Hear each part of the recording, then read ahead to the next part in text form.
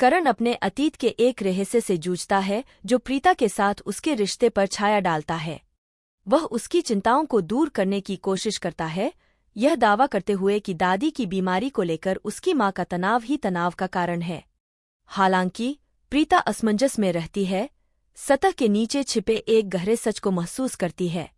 वरुण से अपनी आगामी शादी को लेकर असमंजस में पड़ी काव्या निधि के सामने अपना दिल खोल देती है।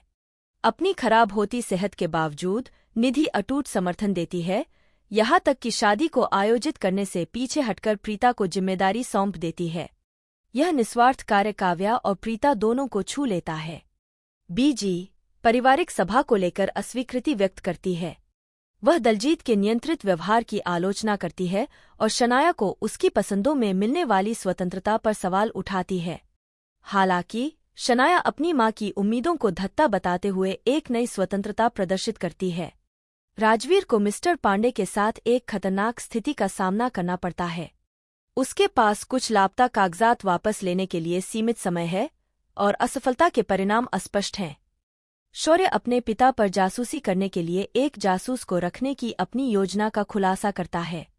इस बीच काव्या प्रीता को वरुण के बारे में अपने संदेह और शौर्य को निधि के बारे में सच्चाई का पता चलने पर उसकी संभावित प्रतिक्रिया के डर के बारे में बताती है। प्रीता काव्या जैसी मासूमियत वाली बेटी की लालसा व्यक्त करती है। उनके बंधन को देखकर करण भावुक हो जाता है, जो उसकी अपनी अधूरी इच्छाओं की ओर इशारा करता है। निधि का गूढ़ व्यवहार करण को ऋणी और फंसा हुआ महसूस कराता है, जो उसकी अनकही इच्छाओं को पूरा करने में असमर्थ है। शौर्य प्रीता की देखभाल करने वाली प्रकृति के लिए उसकी प्रशंसा करता है, अनजाने में काव्या की गुप्त पहचान को दर्शाता है।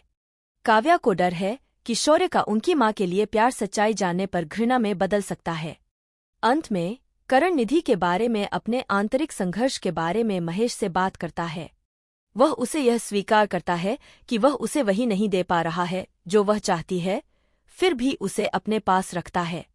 महेश आराम और समझ प्रदान करता है। कहानी एक चौराहे पर पहुंच जाती है। करण का रहस्य सामने आने की धमकी देता है, जो संभावित रूप से प्रीता के साथ उसके रिश्ते को प्रभावित करता है।